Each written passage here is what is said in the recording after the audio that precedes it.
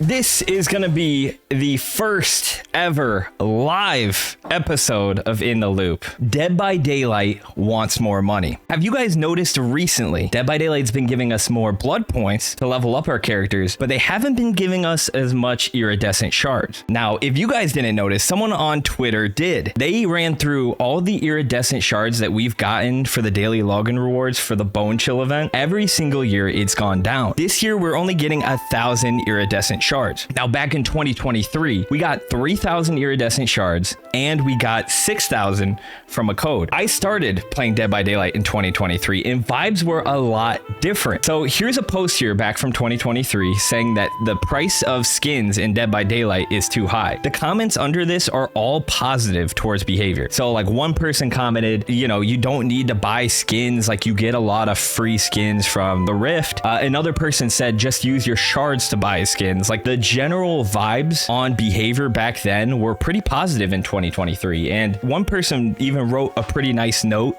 going over the fact that they got 40,000 shards. They bought basically every skin in the game that they wanted for Kate, and they defended behavior and like trashed other games like Apex and Rainbow and Valorant. What was going on back in 2022? Behavior was booming. They just announced 5 new games. They were trying to expand. They bought a brand new studio in Toronto and they were boasting about the $225 million in revenue that they ended up doing back in 2021. They even acquired Midwinter Entertainment with the plan to grow even more and work with them on more projects. The head of Midwinter, Mary Olson, said that's rare to find 2 companies that are so locked, that are so on the same page. Well, fast forward 2 years and behavior shut down Midwinter Entertainment. What happened around mid 2023? Well, they officially ended the COVID lockdown. Everyone's locked down playing video games. You know, the lockdown ends, people are getting back out into the world, like touching grass. People aren't playing video games anymore. So behavior was a heavily bloated company, and then they basically had to start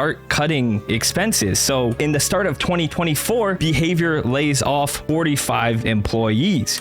6 months later, they lay off an additional 95 employees. This number is not official. Dead by Daylight's not a public company, but it was estimated 2025 revenue for behavior was 95 million. Now, 95 million's a lot for most of us, but if you guys remember, in 2021, they were boasting about 221 million. When a company loses so much revenue, they have to find ways to be profitable, and behavior is not the only company that's doing this. I mean, McDonald's increased prices and pissed off their customers because they were always known as the cheap opportunity. Panera Bread used to be the quality choice, but as they tried to become more profitable, they cut the quality and they pissed off their customers, which leaves us with Dead by Daylight. Dead by Daylight lost all this revenue. They're trying to be more profitable. So what are they doing? They take out the iridescent shards from the daily login rewards in order to try to make us buy more Auric Cells so we can pay for the skins and the characters. What else do they do? Well, earlier, those people were saying, oh, you get so many skins in the free rift. Let's just take those out. Now you see these newer rifts, it's just all blood points. And then finally, the quality. This skin was one of the worst skins ever released. Couldn't even see while you play it. And the quality has dropped, which leads me to this question. Is Dead by Daylight being greedy, or are they just being smart business folk? While you guys are doing that, we're going to announce this week's Voice of the Fog. So this week's Voice of the Fog, if you guys don't know, we select a comment from last week's episode of In the Loop and make it this week's Voice of the Fog. This week's winner is Jen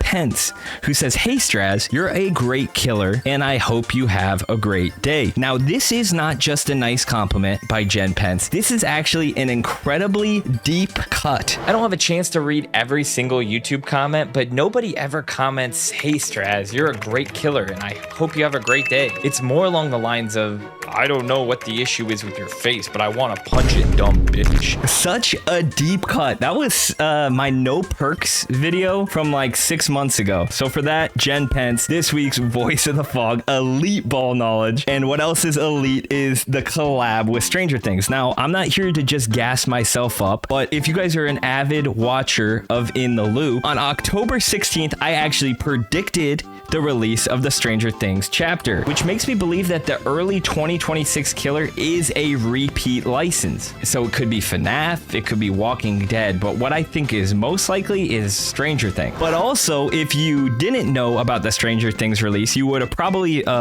figured it out eventually. On the original November release date, when BHVR was supposed to originally drop the chapter, before they pushed it back, they accidentally outed themselves by making the entire store Stranger Things related. So if you weren't convinced by my In the Loop video back in October, this was a dead giveaway. So now there's going to be 2 Vecnas in the game. I was trying to think of what Vecna like I care about more, because like obviously it's just gonna be awkward now. There's 2 Vecnas. I didn't really care for the Dungeons and Dragons Vecna before he came in the game. I didn't know who he was, but now that he's in the game, like I feel like the second Vecna is always gonna be mid compared to that Vecna. What are we calling Vecna 2? Yeah, I don't know, like Spaghetti Man? Regardless, which Vecna are you guys more excited about, Vecna or Vecna? But what does look good is this week's Hooked highlight. So every week we take clips from the Discord to make this week's Hooked highlight. Congratulations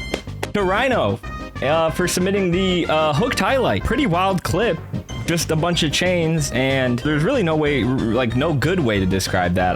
I really didn't expect that one to win. That was kind of a funny meme one, but congratulations. Okay, and congratulations to everyone who participated in the tournament this past weekend. If you guys don't know, we do community tournaments. We put our Discord members up against each other. We pick a topic that mainly people disagree on. This week's topic was whether you call heads or tails in the air on a coin flip, and team heads took away the win. Now I'm gonna probably repurpose the footage for a long form video, but I did pick out a few fun clips from the tournament that we're gonna show now. He can pick his poison. Pick his poison. Big miss. Oh, everyone is Skylar's plot twist. Plot twist, no mither. All right, he found him. A 4K. Wow, what a performance. Oh, and he's hitting Mac on hook. This is exactly what Mac deserved. Skylar's injured, which isn't good for Skylar. Oh, no. With barbecue, he knows exactly where they are. Oh my God. This is gonna be a 4K. He's gonna slug for the 4K. This is one of the most absurd turn of events in tournament history. This is incredible. He's gotta play the hook side though, because you...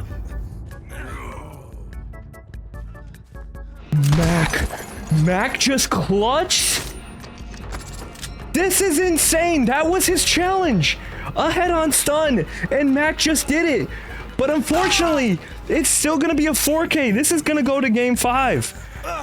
No, it's not. This is unbreakable. Wait, no, what was that? That was conviction. Jason needs to stay under that pallet, but he left the pallet. Mac's gonna just pick up here.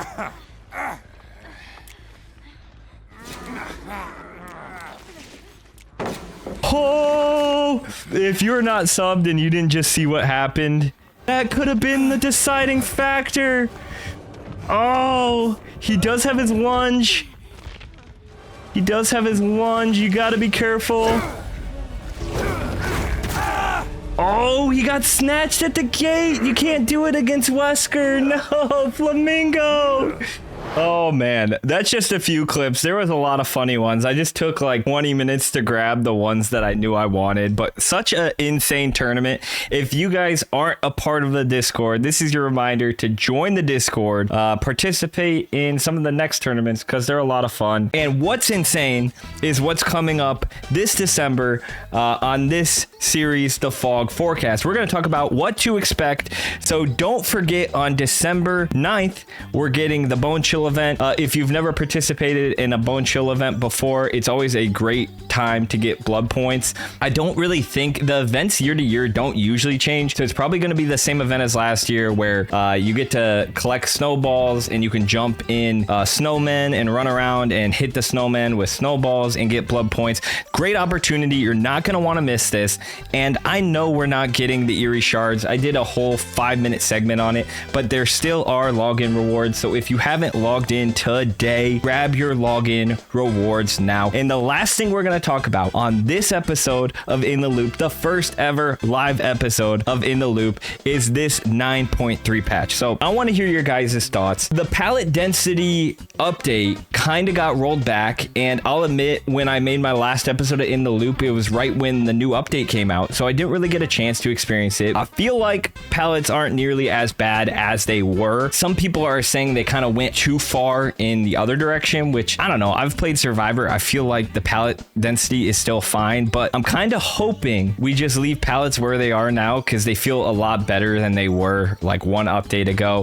Gas Haven. What's the opposite of like growing on you? Because this map is not growing on me. It's like doing the opposite. Like when it first came out, I was kind of enjoying Gas Haven. I was like, oh, it's brighter. But especially with Reshade, it's like so green. And finally, the worst thing to come from this update has got to be the endurance. Like that endurance change, I feel like people aren't talking about it, but like when you unhook someone now, they get additional endurance. It's like an extra 5 seconds, I think it was. I think it was 8. Okay, yeah, it's 15 seconds now. When you unhook someone in the end game, it's like impossible to hit them before they make it to an exit gate. By the time they lose their endurance, they're gonna have a whole platoon of people body blocking for them. I really hate the changes to endurance. Like it's really been pissing me off. I get that tunneling's an issue, but man, they should make that disable in the end game. It's been absolutely brutal. Let me know if you guys are struggling with that as well. But our final segment, now we're moving on to the Wheel of Adepts. We're gonna spin the wheel to see what killer we adept next, and then we're gonna jump right into Dead by Daylight and start the adepts. We're gonna start playing some games. Now it's time for the Wheel of Adepts, and then we're gonna go try to get this adept. So we've already done Hag, Oni, and last time we did Doctor, and then this time we got, oh god. So Skull Merchant has 3 pretty bad perks, and I wasn't too happy about getting the Skull Merchant on the wheel. There was actually a lot of people in my chat that asked me to re-roll the wheel, but that's not really how we do things around here, and we're gonna have to do it eventually. So I know Skull Merchant gameplay wasn't maybe the most exciting for people to watch, but luckily this one didn't last too long. My first game actually went really well, and I thought I was gonna get the adept. I had no idea that if a survivor bleeds out, you don't get the adept. So I was a little nonchalant looking for them until someone in my chat notified me, but I wasn't able to find them in the tall corn, and I was definitely a little bit tilted, but it was a good first try. Then in my second game, I got Haddonfield, and I really didn't get much resistance. The survivors seemed to kind of just give up as well. I think a lot of people hate playing against Skull Merchant, but that worked in my favor this time. So in my second game, I was able to down everybody. I was worried one of the guys was going to crawl away, but I was able to find him hiding in a bush, and I moried him for the 4K. Altogether, it only took me 20 minutes, so I was pretty efficient with my time. And I guess my chat won because they didn't really even have to watch that much Skull Merchant. Make sure to tune in live for the next episode of In the Loop. And if you want to hear why I think people are overreacting about update 9.3, you can watch this video right here.